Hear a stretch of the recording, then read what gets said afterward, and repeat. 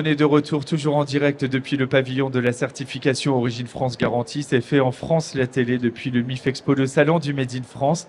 J'ai le plaisir d'être accompagné de Bernard de la Villardière pour cette prochaine heure. Bonjour Bernard, merci d'être avec nous. Bonjour Anthony, ça me fait plaisir de travailler avec toi parce qu'on a travaillé ensemble il y a 20 ans, je crois. Plus de 20 ans, Il y a 22 plus de ans. 20 ans. Ouais, ça me On a révolte. travaillé sur une émission qui s'appelait Ça me révolte. Exactement. On Aujourd'hui, on ensemble. est toujours des révoltés, mais du Made in France, tu vois. Ouais, absolument.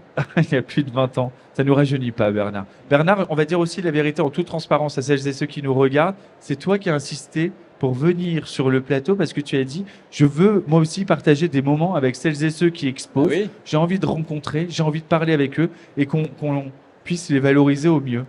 Comme je le fais souvent à travers Enquête exclusive, mais souvent à l'étranger, trop souvent.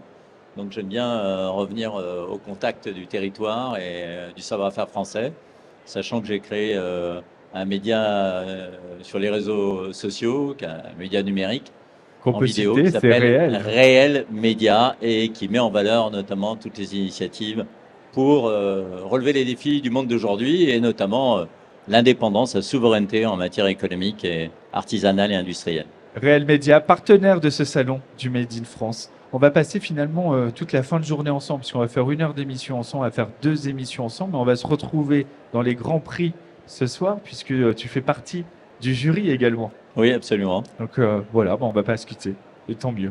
Je vais te présenter ceux qui vont nous accompagner sur ce plateau. Juste à notre gauche, il y a Fabrice Furlan, président de Plume. Plume, c'est une trottinette électrique. Alors, elle est made in France, ça c'est sûr, mais en plus, elle est certifiée Origine France Garantie et elle commence à sortir des produits de la ligne de production, parce que j'avais la chance d'être lundi dans le Nord, à l'usine, avec toi. Salut Fabrice. Exactement. Bonjour. Bonjour. Merci. On va en parler juste après. Baptiste Vallée, cofondateur de Navire. Navire, c'est la marque de vêtements qui est la filière de VADF, ce fabricant qu'on connaît bien de t-shirts et de sweatshirts à Bobigny, en région parisienne. Bonjour. Bonjour, merci de me recevoir. Et Navire, c'est très joli. Bleu, blanc, ruche, c'est du miel français créé par Arnaud Montebourg, fondé par Arnaud Montebourg. On révise les sous-préfectures avec Bleu, blanc, ruche parce que on va savoir qui sont les apiculteurs. Il y a autant de miel que de fleurs en France et on découvre tout ça avec Martin Meunier qui est le gérant de Bleu, blanc, ruche. Bonjour Martin. Bonjour, merci de m'accueillir. Avec grand plaisir. Et puis Nicolas Thébault, le mailleux, Exactement. qui a créé le mailleux, donc fabricant de vêtements et de sous-vêtements, fabriqués en France, dans les Hauts-de-France d'ailleurs, non? Fabriqué, tricoté surtout, tricoté, nous on tricote la matière première. Merci de m'accueillir. Et c'est quoi la matière? On tricote du coton, on tricote du lin français, D'accord. notamment filé à Béthune et tricoté à Saint-André-les-Lilles. Voilà. Bernard, est-ce que tu avais conscience, avant de venir, je sais que tu t'es baladé dans les allées, est-ce qu'on a toujours conscience de tout ce qu'on sait faire sur le territoire français? On a souvent l'impression que le Made in France, on sait faire un peu de chaussettes, un peu des sabots, mais une trottinette, évidemment ce miel, mais la diversité.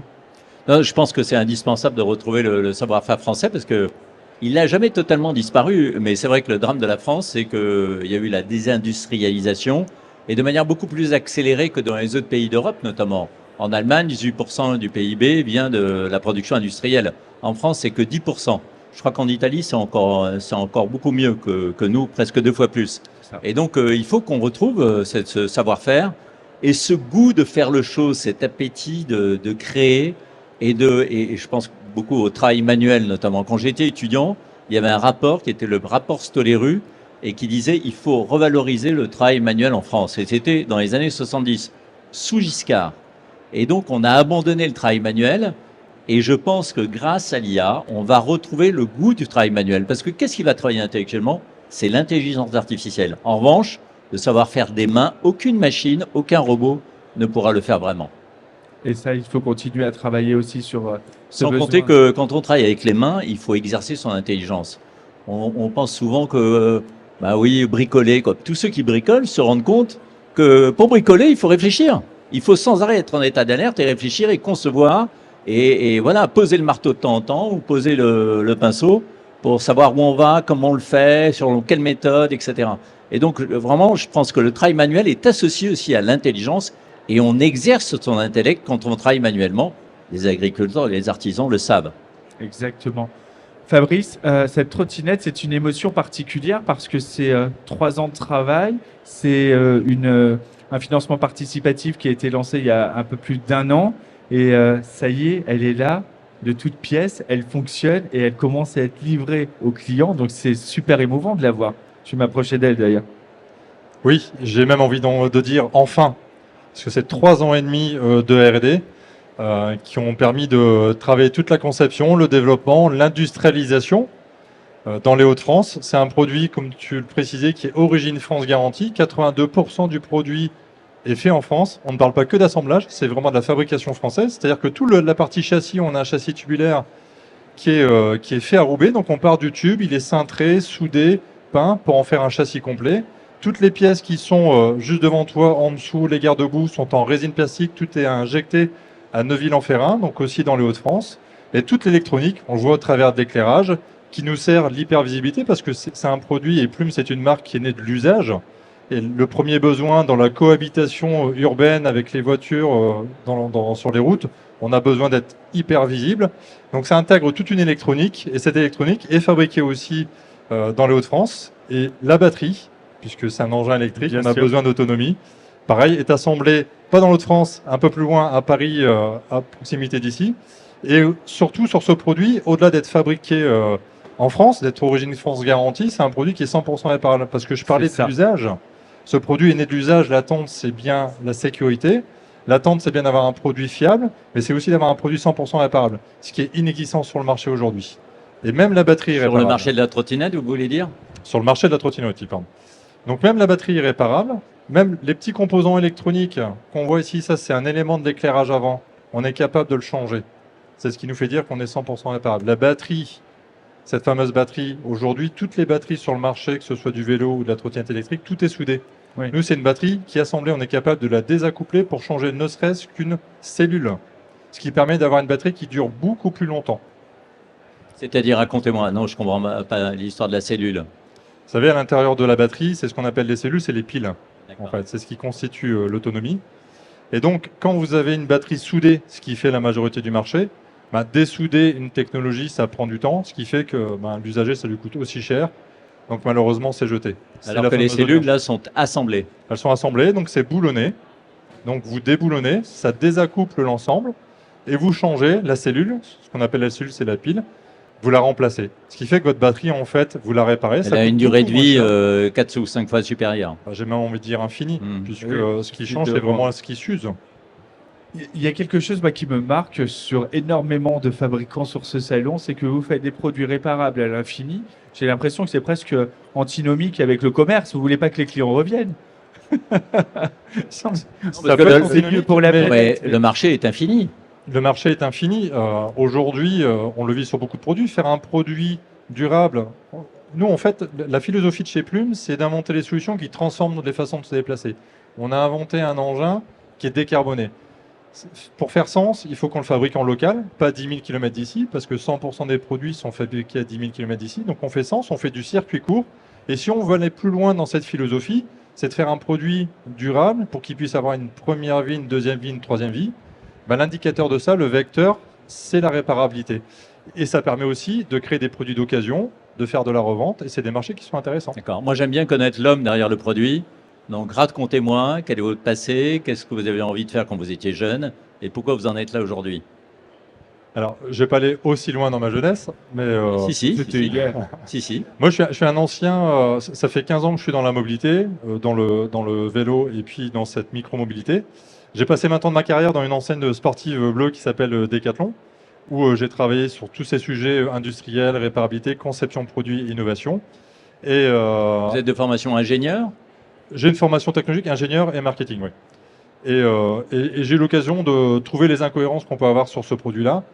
Quand je vous évoquais le fait qu'on fasse des engins décarbonés, l'usage décarboné, mais qu'on fabrique à 10 000 km d'ici, sur lequel le premier marché est en France, premier marché mondial, 2,5 millions d'utilisateurs, 800 000 trottinettes vendues en 2022, plus que de vélos assistance électrique, c'est un non-sens.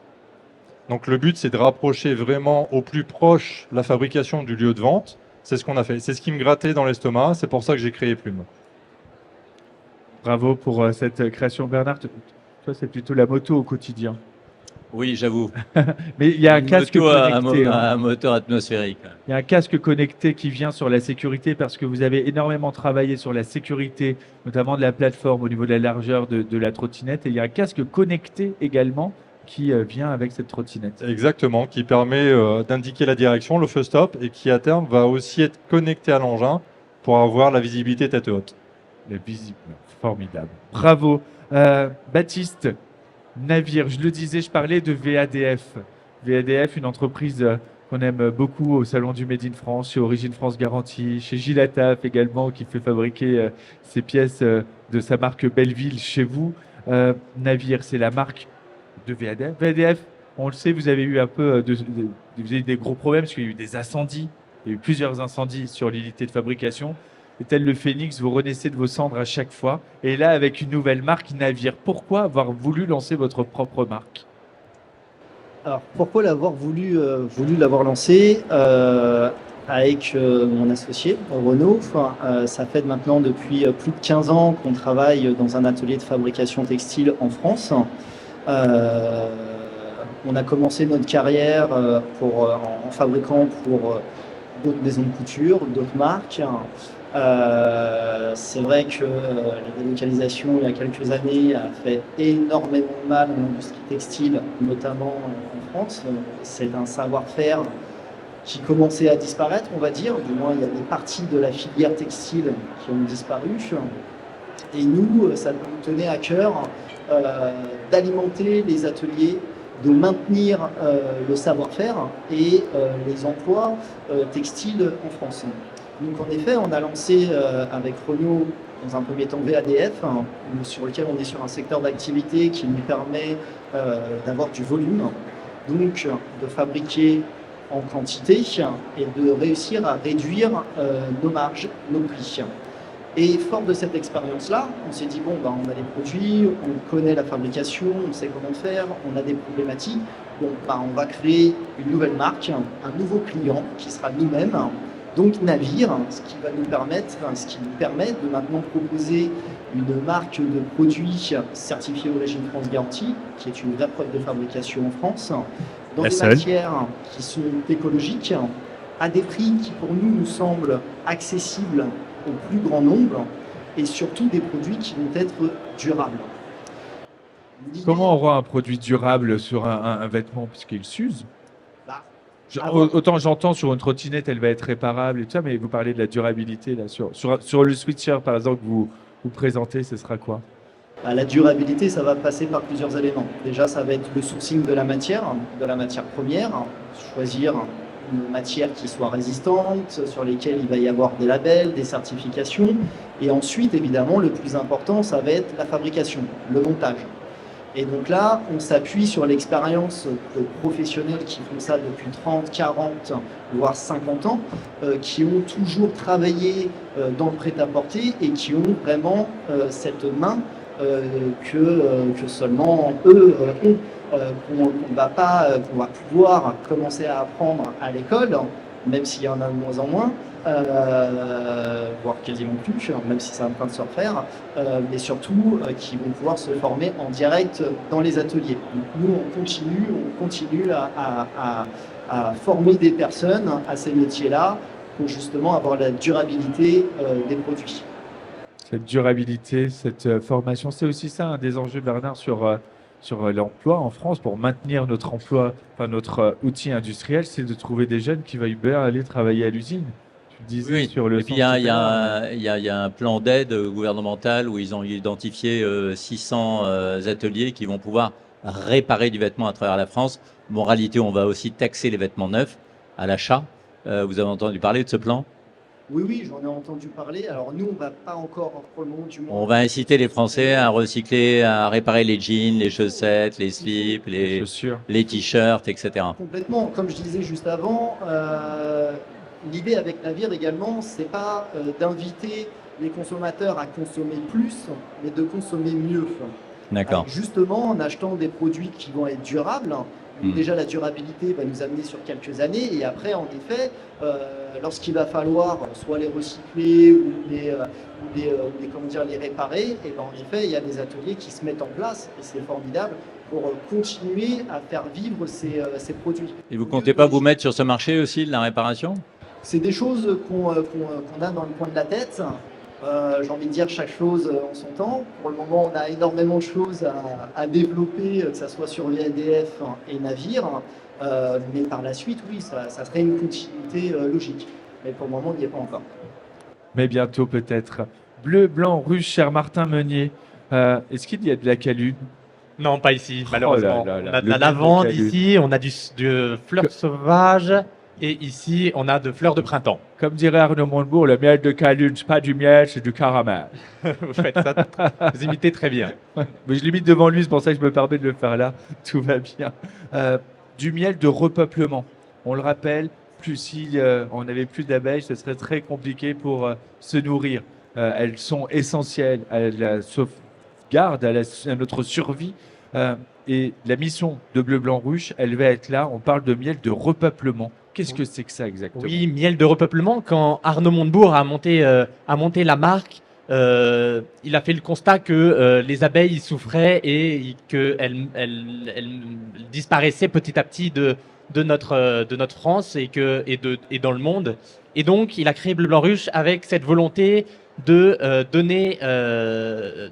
rémunérer un petit peu plus les apiculteurs, un petit peu plus que la moyenne, pour leur permettre de développer leur cheptel et développer le nombre d'abeilles en France. C'est ça, en achetant plus cher le miel directement aux producteurs, l'idée c'est que ce surplus à l'achat soit directement réinvesti pour racheter d'autres ruches et avoir de plus en plus d'abeilles qui vont venir. Et puis vraiment aussi d'avoir une diversité très très large sur l'origine du miel en fonction des territoires, en fonction des bassins floraux qu'on va retrouver en France. Et vous savez qu'il y a du miel de Paris, hein. Il y a quelqu'un oui. qui a un stand pas très loin d'ici, miel de Paris, qui m'a gentiment fait goûter. C'est excellent. Ouais, il y a même du miel sur l'Opéra, Sur et puis il y a l'Opéra. pas mal Il y a d'opérations. le miel qui à sont en l'Élysée, cours. il y a des ruches Ouais, tout à à fait. Ouais. l'Élysée. Plein d'opérations qui continuent dans ce sens, et nous on favorise ça, on favorise vraiment le développement des apiculteurs un peu partout en France qui font vivre ces apiculteurs et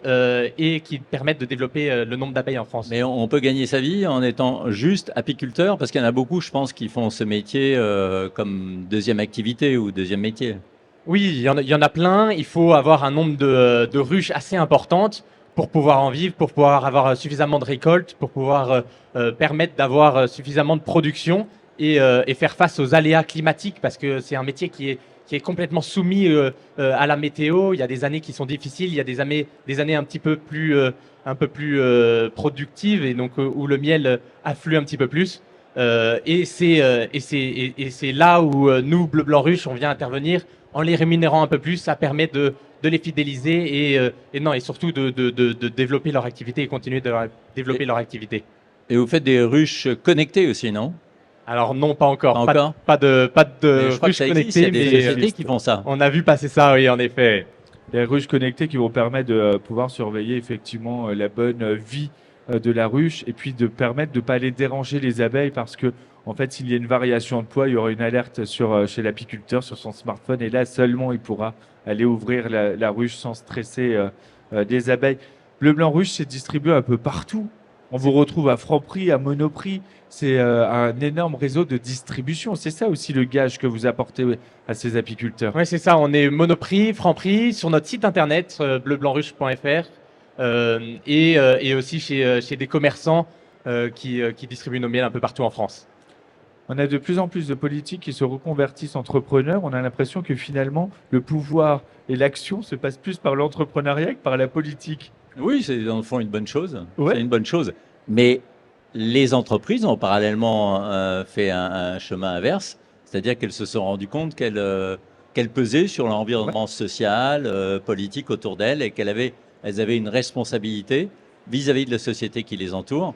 Et c'est pas seulement, l'entreprise n'est pas seulement une entité économique, c'est une entité également qui qui a des devoirs et à l'égard, encore une fois, du tissu social autour d'elle. Ouais, on Et a, pas seulement on a à un l'égard de réel ses employés. message à faire passer et à faire rayonner par le message qu'on porte en tant que marque. Exactement.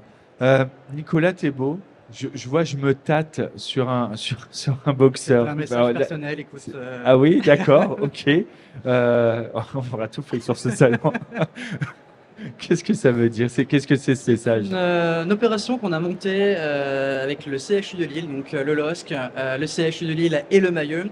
Donc c'est de la prévention. C'est de la prévention. On est parti du constat que tous les ans, on parle beaucoup d'octobre rose, beaucoup d'autopalpation sur les poitrines, et quasiment jamais finalement des cancers masculins.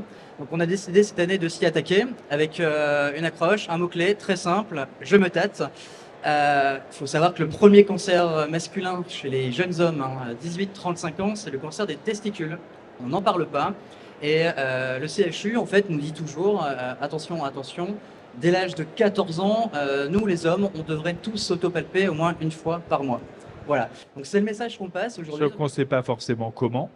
Alors justement, on ne sait pas comment. On a créé en fait un boxer cette année, qui est donc fabriqué chez Le Mailleux, évidemment. Boxer avec une accroche, je me tâte. L'intégralité des bénéfices de ce boxer est reversée au fonds de recherche du CHU de Lille pour la recherche sur les cancers masculins. Et à l'intérieur de ce coffret, vous avez une carte postale qui a été dessinée par un artiste lillois qui s'appelle Hugo Lopi, jeune artiste en devenir. Et au dos de cette carte postale, vous avez un guide d'autopalpation, justement, pour apprendre à s'autopalper correctement les testicules. Donc il y a un vrai message de santé publique derrière. Comme les femmes se palpent les seins régulièrement. Exactement, voilà. C'est un vrai sujet, on en parle très très peu, donc on a voulu s'y attaquer, nous avec le CHU de Lille et le LOSC, en créant ce boxer et cette carte postale. C'est absolument formidable. C'est une opération effectivement nécessaire. C'est ça aussi le Made in France, c'est d'avoir l'utilité au-delà du produit, de la fabrication. C'est de se dire comment on va être encore plus utile pour la société. Exactement, un produit qui est évidemment 100% français, tricoté et confectionné chez Le Mailleux, et brodé chez Le Mailleux. Vous avez des problèmes pour